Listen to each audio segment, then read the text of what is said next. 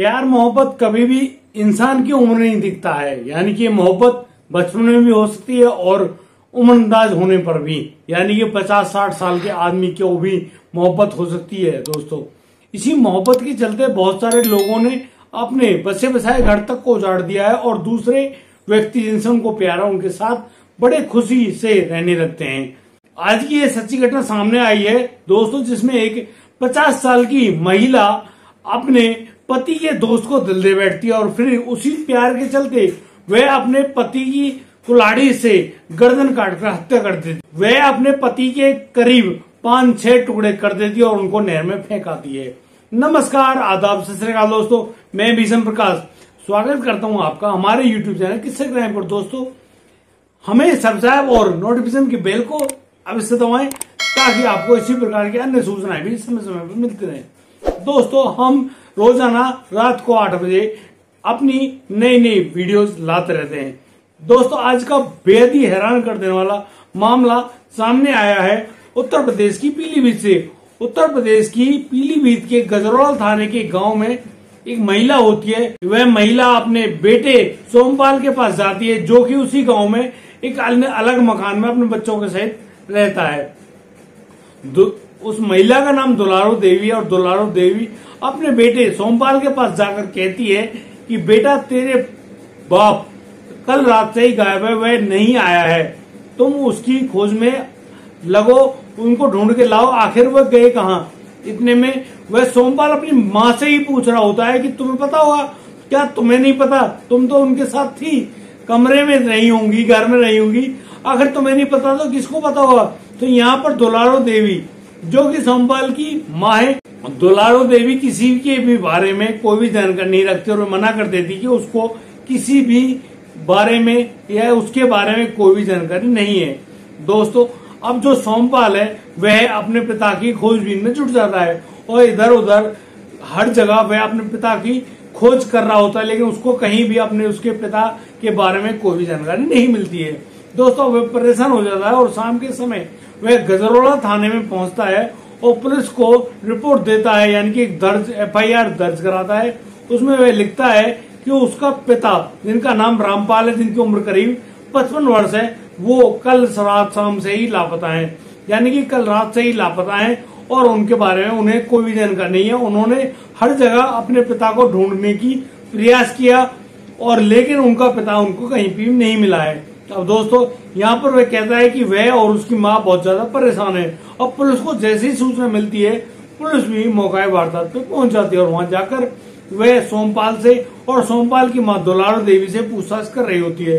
दोस्तों, यहाँ सोमपाल उसी पूछताछ में बताता है कि उसकी जो माँ है दुलारो देवी, वह करीब 1 महीने पहले ही घर लौटी है, यानी कि वह किसी अन्य युवक के साथ कहीं बाहर रह रही थी और जैसे तैसे वह हमारे घर लौटी है। तो यहाँ इस मामले में 50 साल की उम्र होने के बाद भी दुलारो देवी के प्रति पुलिस का शक गहरा जाता है और पुलिस दुलारो देवी को गिरफ्तार करती है। गिरफ्तार करने के बाद जब उससे कड़ाई से पूछताछ की जाती है तो जो दुलारो देवी है वह अपने ऊपर लगाए गए गुनाह को कबूल कर लेती है। वह कहती है कि वह नहीं चाहती थी कि वह अपने पति रामपाल के साथ रहे।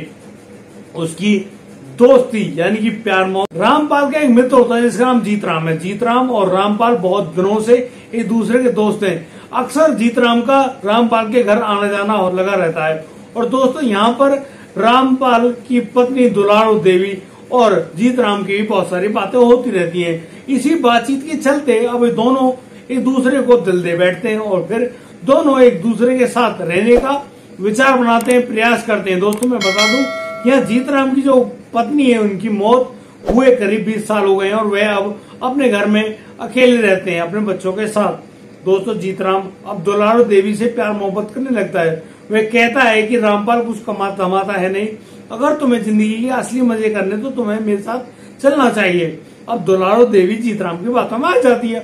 अब दुलारो देवी जीतराम के साथ रहने के लिए तैयार हो जाती है और फिर एक दिन वह रामपाल के घर को छोड़कर जीतराम के साथ भाग जाती है। यानी कि तब देखो, 50 साल की उम्र में महिला भाग रही है, वह भी अपने प्रेमी के साथ, पति होने के बावजूद, बच्चे होने के बावजूद, उनके बच्चों के शादियां तक हो गई है, लेकिन उसको तो भाई भागना है, मोहब्बत करनी है ना, इसी मोहब्बत के चलते अब वह महिला भाग जाती है अपने पति घर से और सीधी पहुंच जाती है जीतराम घर। और जीतराम के घर करीब 3 वर्ष से वह रह रही होती है, 3 साल से जब वह रह रही है अपने प्रेमी जीतराम के घर पे, तो रामपाल भी अपने मित्र जीतराम पास जाता है और कहता है कि भाई तुम ऐसे मत करो, ये गलत काम है, तुम्हें इस तरह की बातें शोभा नहीं देती। दोस्तों काफी समझाने बुझाने के बाद जो जीतराम होता है वह अपनी प्रेमिका यानी कि रामपाल की पत्नी दुलारा देवी को समझाता है, भाई तुम वहां जाइए और अगर तुमसे हो सके तो तुम रामपाल को तलाक दे दो, तलाक देने के बाद तुम यहाँ आ सकती हो। अब दुलारा देवी रामपाल के साथ चली आती है और रामपाल अपनी पत्नी दुलारा देवी को अपने घर लेकर आने में बेहद खुश थे। अब दुलारा देवी और रामपाल के बीच में कई बार कहासुनी भी हो जाती है, छोटी छोटी बातों को तूल बना देना, उनको बड़ा कर देना और फिर इसी पीछे भाई तुम अपने प्रेम के साथ ये करती हो, तुम वो करती हो, इस तरह की बातों के पीछे झगड़े तो बन ही जाते हैं, आप जानते हैं। अब इसी मामले में अब दोनों के बीच में झगड़े बन जाते हैं और वो झगड़े जैसे ही बनते हैं दोस्तों, उन झगड़ों के बाद दुलारा देवी सोचती है कि यह आदमी जिंदा नहीं रहना चाहिए, इससे तो मैं बहुत ज्यादा परेशान हूँ, इसकी बातों से तो परेशान आकर मैंने जीतराम को चुना, अब यह आदमी फिर दोबारा से मुझे इसी जंजाल में ले आया, मुझे फिर से परेशान करने लगा। उस रात को जब रामपाल गायब हुआ था, दुलारा देवी अपने पति रामपाल को भोजन के साथ कुछ नशीला पदार्थ खिला देती है। रामपाल के सो जाने के बाद, नींद आ जाने के बाद वह अपने पति रामपाल को चारपाई पर रस्सी से बांध देती है और दोस्तों वह शोर ना मचाए उसके मुंह में कपड़ा ठूस देती है। और दोस्तों अब जो दुलारा देवी है वो उठाकर लाती है कुल्हाड़ी और फिर कुल्हाड़ी से वार करती है अपने पति रामपाल की गर्दन पर और जैसे ही कुल्हाड़ी का वार होता है खून के फुहारे छूटने लगते हैं और दोस्तों देखते देखते रामपाल की मौत हो जाती है। अब रामपाल के हट्टे कट्टे शरीर को वह कैसे ठिकाने लगाए, इस बात को लेकर दुलारा देवी परेशान है।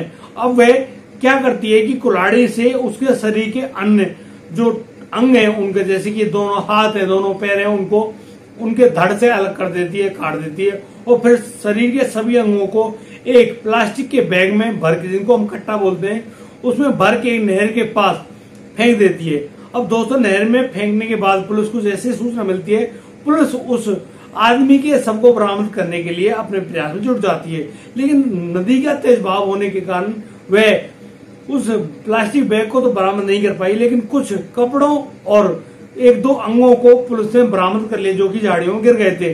अब यहाँ पुलिस दुलारा देवी से और भी ज्यादा कड़ाई से पूछताछ कर रही होती है और पूछ रही होती है कि तुम अकेली इतने बड़े शरीर को ऐसे ठिकाने नहीं लगा सकती, सही बताओ तुम्हारे साथ कौन था जिसने तुम्हारी इस काम में मदद करी।